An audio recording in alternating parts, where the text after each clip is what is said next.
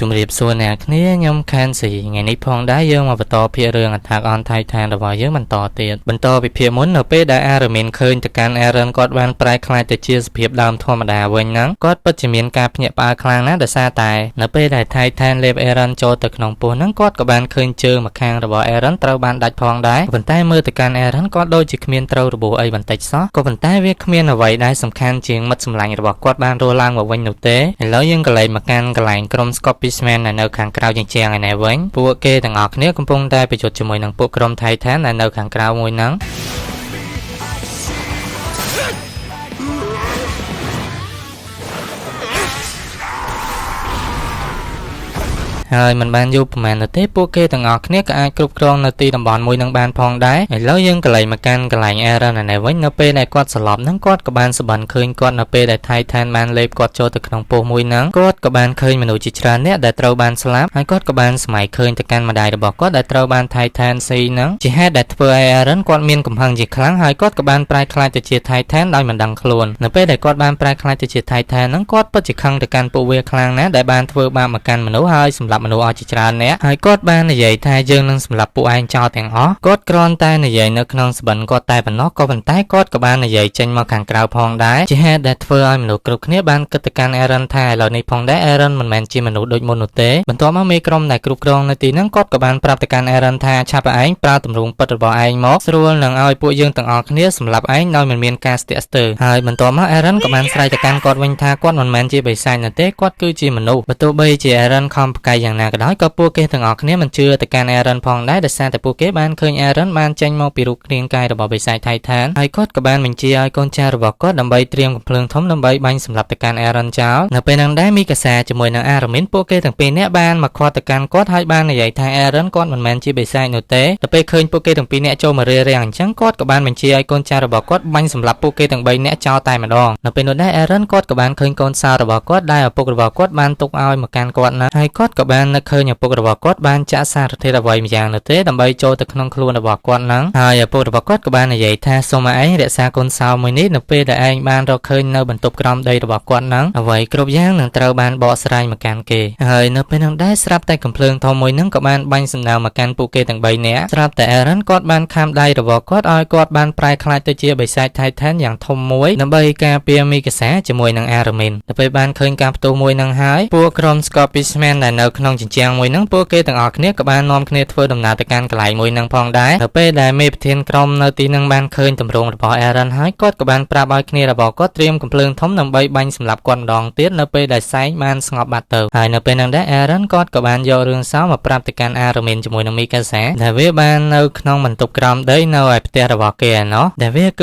ជាកូនសោដែលអាចសម្លាប់ទៅកាន់ពួកក្រុម Titan ចោលបានហើយ Eren គាត់ពិតជាខឹងទៅកាន់ឪពុករបស់គាត់ខ្លាំងណាស់ហេតុអ្វីបានជាគាត់លាក់រឿងមួយហ្នឹងហើយ Eren គាត់មានផែនការចំនួន2ដែលអាចឲ្យពួកគេទាំងអស់គ្នាចាក់ចេញពីកន្លែងនេះបានហើយផែនការទី1ហ្នឹងគាត់នឹងប្រែក្លាយទៅជា Titan ម្ដងទៀតដើម្បីរត់ចាក់ចេញពីកន្លែងមួយហ្នឹងផងដែរក៏ប៉ុន្តែការធ្វើបែបនេះវានឹងអាចក្លាយទៅជាសត្រូវរបស់ពួកគេផងដែរហើយមីកាសានាងចង់ជួយទៅកាន់ Eren ដើម្បីរត់ចាក់ចេញពីទីកន្លែងមួយហ្នឹងចំណែកឯ Armin នៅវិញគាត់កំពុងតែអង្គុយអន់ចិត្តចំពោះខ្លួនឯងដែលមិនអាចជួយទៅកាន់ពួកគេទាំងពីរនាក់បានអីបន្តិចទាល់តែសោះហើយបន្ទាប់មក Eren គាត់បាននិយាយអំពីផែនការទី2របស់ពួកគេហើយផែនការមួយនេះផងដែរគឺគាត់បានពឹងផ្អែកទៅលើ Armin 100%ហើយផែនការទី2នឹងផងដែរ Eren គាត់ចង់ឲ្យ Armin ទៅចរចាជាមួយនឹងពួកគេថា Eren មិនមែនជាបិសាចនោះទេ Eren គាត់គឺជាមនុស្សលើអញ្ចឹង Armin ក៏បាននិយាយថាហេតុអ្វីបានជាពឹងផ្អែករឿងសំខាន់ដល់ថ្នាក់ហ្នឹងមកលើគាត់បន្ទាប់មក Eren គាត់ក៏បាននិយាយថាវាមិនអីនោះទេគាត់ជឿជាក់ទៅលើ Armin ថាគាត់អាចនឹងធ្វើវាបានទៅពេលលើ Eren ដូចជាទុកចិត្តមកកាន់គាត់បែបនេះ Armin គាត់ក៏មានកម្លាំងចិត្តឡើងមកវិញហើយគាត់ក៏បានក្រោកឈរឡើងហើយបាននិយាយថាវាមិនអីនោះទេខ្ញុំនឹងព្យាយាមឲ្យអស់ពីសមត្ថភាពរបស់ខ្ញុំដើម្បីធ្វើរឿងមួយនេះបន្ទាប់មក Armin គាត់ក៏បានរត់ចាក់ចេញទៅខាងក្រៅនៅពេលដែលគាត់បានចេញទៅដល់ខាងក្រៅហើយគាត់ខំនិយាយបែបណាក៏ដោយក៏ប៉ុន្តែអបិប្រធានក្រុមមួយហ្នឹងគាត់ក៏មិនយល់ព្រមនោះដែរបន្ទាប់មក Armin គាត់ក៏បានស្រែកក្តែងប្រាប់ទៅកាន់គ្រប់គ្នាថាហេតុអ្វីបានជាគ្រប់គ្នាមើលមិនឃើញទៅកាន់ Eren ថាគាត់បានប្រែក្លាយទៅជាបិសាច Titan ហ្នឹងថាគាត់បានជួយអ្វីទៅកាន់អ្នកទាំងអស់គ្នាខ្លះហើយនៅពេលដែលបិសាច Titan ទាំងអស់ហ្នឹងបានរួមទៅកាន់ គាត់ដូចជាពួកយើងអញ្ចឹងដែរហេតុអ្វីបានជាគ្រប់គ្នាមើលមិនឃើញទាល់តែសោះថាតើគាត់ខំប្រឹងព្យាយាមដើម្បីតបស៊ូប្រយុទ្ធដើម្បីជួយអ្នកទាំងអស់គ្នាដូចមិនដេចខ្លះហេតុអ្វីបានជាគ្រប់គ្នាមើលមិនឃើញអ្វីទាល់តែសោះអញ្ចឹងខ្ញុំមិនយល់នោះទេដល់ពេលលើនៅពាក្យសម្ដីរបស់អារ៉ាមីនហើយគ្រប់គ្នាក៏បានទម្លាក់អាវុធចុះហើយបានគិតថាអារ៉ាមីនគាត់ពិតជានិយាយត្រូវខ្លាំងណាស់បន្ទាប់មកស្រាប់តែមេប្រធានក្រុមហ្នឹងគាត់ក៏បានស្រែកទៅកាន់គ្នារបស់គាត់ត្រៀមឲ្យវាយប្រហារកុំឲ្យចាញ់ល្បីទៅកាន់ពួកគេអីព្រោះអីពួកគេទាំងអស់គ្នាគឺជាបពពួកតែមួយតែប៉ុណ្ណោះទៅពេលអញ្ចឹងទៅអារ៉ាមីនគាត់ក៏បានស្រែកម្ដងទៀតហើយនិយាយថាអេរិនគឺជាមិត្តភក្តិរបស់ពួកគេបើសិនជាពួកគេទាំងអស់គ្នារួមដៃជាមួយនឹងអេរិននៅថាមពលថៃឋានរបស់គាត់ហើយមិនយូរប៉ុន្មាននោះទេច្បាស់ណាស់ថាពួកគេទាំងអស់គ្នាអាចនឹងគ្រប់គ្រងទីក្រុងរបស់ពួកគេបានឡើងមកវិញក៏ប៉ុន្តែនៅពេលហ្នឹងដែរអាប៉ែតដែលជាប្រធានក្រុមមួយហ្នឹងគាត់ក៏បានស្រែកទៅវិញថាវាមិនអាចនោះទេថៃឋានវានៅតែជាប្រភេទថៃឋានតែប៉ុណ្ណោះហើយបន្ទាប់មកគាត់ក៏បានលើកដៃរៀបនឹងបញ្ជាទៅឲ្យកូនចៅរបស់គាត់បាញ់ទៅហើយត្រាប់តែមានដៃមួយទៀតក៏បានចាប់ដៃរបស់គាត់ជាប់ហើយគាត់គឺជាមេបញ្ជាការរបស់លោកប្រធានមួយហ្នឹងហើយបន្ទាប់មកគាត់ក៏បាននាំអារ៉ាមីនអេរិនជាមួយនឹងមីកាសា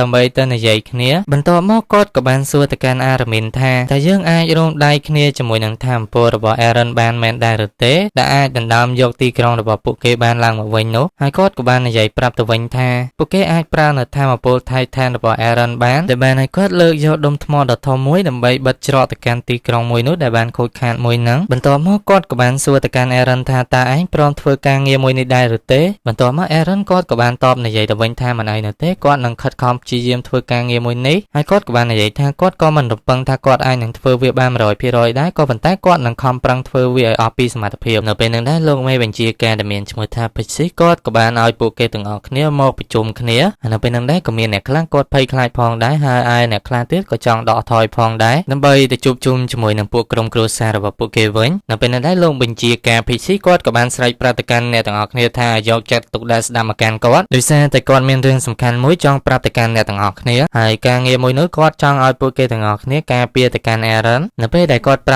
ើថាមពលថៃឋានរបស់គាត់ដើម្បីលើកដុំថ្មដ៏ធំមួយដើម្បីបិទជញ្ជាំងទីក្រុងមួយហ្នឹងពួកគេទាំងអស់គ្នាត្រូវតែរៀងៗជាមួយនឹងថៃឋានកុំឲ្យពួកវាទាំងអស់ហ្នឹងទៅរញ៉េរញ៉ៃជាមួយនឹងអេរិនដែលកំពុងតែបិទជញ្ជាំងទីក្រុងហើយត្រូវតែបញ្ឆោតពួកវាដើម្បីឲ្យពួកវាហ្នឹងទៅកាន់ខាងក្រៅជញ្ជាំងទីក្រុងដល់ពេលលើអញ្ចឹងមនុស្សមួយចំនួនពួកគេក៏មិនយល់ស្របអំពីរឿងមួយហ្នឹងផងដែរបើសិនជាពួកគេទាំងអស់គ្នាត្រូវទៅចំណាយពេលវេលាជាមួយនឹងគ្រួសាររបស់ពួកគេវាល្អជាងមិនចាំបាច់ចំណាយពេលទៅកាន់កន្លែងដែលមានគ្រោះថ្នាក់ដល់ថ្នាក់ហ្នឹងនោះទេជាហេតុដែលធ្វើឲ្យពួកគេទាំងអស់គ្នាបានឆ្លោះគ្នាជាខ្លាំងបន្ទាប់មកលោកមេបញ្ជាការពេជ្រស៊ីគាត់ក៏បានស្រែកទៅកាន់ពួកគេវិញថាបើសិនជាពួកគេទាំងអស់គ្នាចង់ចាក់ចែងពីទីកន្លែងមួយហ្នឹងគាត់មិនឲ្យមានទោសនោះទេក៏ប៉ុន្តែពួកគេទាំងអស់គ្នាចង់ឲ្យក្រុមគ្រួសាររបស់ពួកគេរស់នៅក្នុងជញ្ជាំងមួយហ្នឹងដែលមានភាពភ័យខ្លាចមែនដែរឬបើសិនជាពួកគេគ្រប់គ្នាចង់បានបែបហ្នឹងពួកគេក៏អាចចាក់ចែងពីទីកន្លែងមួយហ្នឹងបានផងដែរហើយឥឡូវនេះផងដែរជញ្ជាំងទីក្រុងរបស់ពួកគេវាបាននៅសល់តែមួយទៀតតែប៉ុណ្ណោះបើសិនជាជញ្ជាំងមួយនោះត្រូវបានបំផ្លាញបានណាថាក្រុមគ្រួសាររបស់ពួកគេនឹងអាចនឹងមានគ្រោះថ្នាក់ហើយនេះគឺជាឱកាសដែលគ្រប់គ្នាអាចជួយទៅកាន់មនុស្សជាទីស្រឡាញ់របស់គ្រប់គ្នាបានហើយវាក៏ជាជ័យជំនះទី1របស់ពួកយើងផងដែរហើយបើសិនជាគ្រប់គ្នាចង់ឲ្យក្រុមគ្រួសាររបស់គ្រប់គ្នារស់នៅដោយក្នុងពិភពលោកមួយនឹងដោយភាពភ័យខ្លាចគ្រប់គ្នាក៏អាចចាកចេញពីទីកន្លែងមួយនឹងបានផងដែរទៅពេលបានលើនៅពេលសម្ដីបែបនេះទាំងអស់ហើយពួកគេទាំងអស់គ្នាក៏បានសម្រេចចិត្តថានឹងធ្វើការងារមួយនឹងហើយដើម្បីកុំឲ្យពួកក្រុមគ្រួសាររបស់ពួកគេរស់នៅដោយក្នុងពិភពលោកមួយនឹងដោយភាពភ័យខ្លាចទៅពេលអញ្ចឹងទៅពេជ្រស៊ីគាត់ក៏បានឲ្យកូនចៅចំនួន3នាក់ដែលខ្លាំងរបស់គាត់ដើម្បីទៅការពារជាមួយនឹងអេរិនហើយពួកគេក៏យល់ព្រមផងដែរហើយចំណែកឯបុរសដែលមានឈ្មោះថាអៀនណែវិញគាត់ក៏បានឲ្យគាត់ដឹកនាំក្រុមរបស់ពួកគេដើម្បីទៅកាន់ទីនោះហើយបន្ទាប់មកពួកគេទាំងអស់គ្នាក៏បានរត់ទៅកាន់កន្លែងមួយហ្នឹងហើយរីខូបាននិយាយថាគាត់ដូចជាមិនទុកចិត្តរឿងមួយនេះដែលអាចធ្វើបាននោះទេហើយគាត់ក៏សង្ឃឹមថាអេរិនអាចនឹងធ្វើវាបានផងដែរហើយជីវិតរបស់គ្រប់គ្នាគឺឥឡូវនេះផងដែរគឺវាស្ថិតនៅក្នុងដៃរបស់អេរិនហើយបន្ទាប់មកមនុស្សគ្រប់គ្នាពួកគេទាំងអស់គ្នាក៏បានបញ្ឆោតថៃឋានដើម្បីឲ្យអេរិនទៅធ្វើការងាររបស់គាត់បន្ទាប់មកអេរិនគាត់ក៏បានប្រើថាមពលថៃឋានមួយហ្នឹងហើយមួយសន្ទុះក្រោយមកគាត់ក៏មិនអាចគ្រប់គ្រងខ្លួនរបស់គាត់បានផងដែរហើយនៅពេលហ្នឹងផងដែរស្រាប់តែគាត់ក៏បានបើកការវាយប្រហារទៅកាន់មីកាសា បន្ទាប់មកមីកាសានាងក៏បានហត់ទៅកាន់ខាងមុខរបស់ Aaron ហើយនាងបានប្រាប់ទៅកាន់ Aaron ថាតើគាត់ស្គាល់នាងដែរឬទេនាងគឺជាមីកាសាណាហើយនាងក៏បានស្រែកទៅកាន់ Aaron ថាឲ្យគាត់ឆាប់ភ្ញាក់ដឹងខ្លួនឡើងមកវិញមកក៏ប៉ុន្តែគាត់មិនបានដឹងខ្លួននោះទេនៅពេលនោះដែរគាត់ក៏បានវាយទៅកាន់មីកាសាក៏ប៉ុន្តែត្រូវបានមីកាសាគេចផុតហើយវាក៏បានត្រូវមុខរបស់ Aaron ពេញមួយទំហឹងផងដែរហើយគាត់ក៏បានស្លាប់បាត់ទៅឃើញអញ្ចឹងមនុស្សគ្រប់គ្នាពួកគេទាំងអស់គ្នាពិតជាអស់សង្ឃឹមខ្លាំងមែនតើក៏ប៉ុន្តែមេបញ្ជាការឈ្មោះថា Pixie គាត់មិនឲ្យពួកគេដកថយនោះទេដល់ពេល Aramin ឃើញបែបនេះគាត់ក៏បានចាកចេញពីទីកន្លែងមួយហ្នឹងដើម្បីទៅកាន់កន្លែងរបស់ Aaron ឥឡូវយើងកន្លែងមកកាន់កន្លែងក្រុម Riku ដែលនៅជិតកន្លែង Aaron ឯនេះវិញពួកគេនឹងត្រៀមខ្លួនដកថយចេញពីកន្លែងមួយហ្នឹងទុកឲ្យ Aaron គាត់នៅទីហ្នឹងតែម្នាក់ឯងទៅក៏ប៉ុន្តែមេក្រុមរបស់គេដែលមានឈ្មោះថា Ian ហ្នឹងគាត់បាននិយាយថាគាត់មិនព្រមធ្វើបែបនោះទេហើយគាត់ក៏មិនព្រមដកថយផងដែរហើយគាត់ក៏មិនអាចឲ្យពួកគេស្លាប់ដោយគ្មានប្រយោជន៍បែបនេះនោះទេនេះគឺជាឱកាសតែមួយគត់នឹងអាចឲ្យពួកគេទាំងអស់គ្នាឈ្នះទៅកាន់ Titan បានហើយ Rico គាត់ក៏បានយល់ព្រមផងដែរទាំងដែលចិត្តរបស់គាត់មិនចង់នោះទេ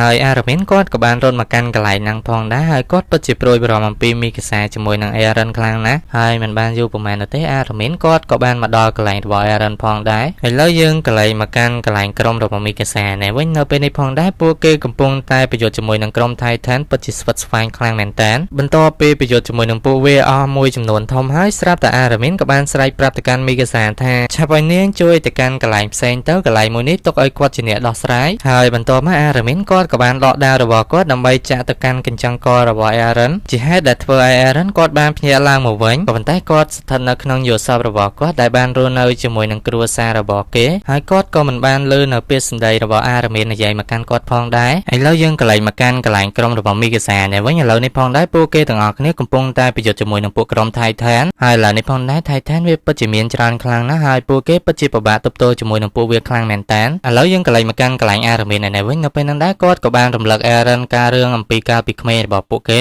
ថាពួកយើងទាំងពីរនាក់នៅពេលដែលធំឡើងពួកយើងនឹងស្វែងរកពិភពលោកខាងក្រៅដែលរស់នៅដោយមានសុខសន្តិភាពដែលមិនមានបិសាច Titan មករញ៉េរញ៉ៃជាមួយនឹងពួកគេនៅពេលនោះដែរ Aramin គាត់ក៏បាននិយាយរឿងតាក់ទងអំពីពួកគេនៅកាលពីក្មេងហ្នឹងជាច្រើននិយាយប្រាប់ទៅកាន់ Aaron ហើយគាត់ក៏បាននិយាយអំពីរឿងគោលបំណងរបស់ Aaron គាត់ចង់ធ្វើជាយោធាហើយគាត់ក៏បាននិយាយតាក់ទងអំពីម្ដាយរបស់គាត់ដែលត្រូវបាន Titan សម្លាប់ហ្នឹងហើយក៏បាននិយាយរឿងដែល Aaron គាត់ចង់សងសឹកទៅកាន់ពួកគេផងដែរនៅពេលលើនៅពាក្យសម្ដីរបស់ Aramin ហើយ Aaron គាត់ពិតជាមានកំហឹងខ្លាំងមែនតើបន្ទាប់មក Aaron គាត់ក៏បានដឹងខ្លួនឡើងមកវិញនៅជាទម្រង់ Titan របស់គាត់ហ្នឹងហើយសាច់រឿងរបស់យើងក៏បញ្ចប់ដែលត្រឹមប៉ុណ្ណឹងដែរថាតើចាំមើល Aaron គាត់នឹងធ្វើអ្វីបន្តទៀតហើយសម្រាប់គ្នាយើងណាដែលមកថ្មីមិនទាន់ជួយចុច Subscribe ឲ្យ Channel មានទេសូមគ្នាយើងកុំភ្លេចជួយចុច Subscribe ម្នាក់មួយផងបាយបាយជួបគ្នានៅវីដេអូក្រោយ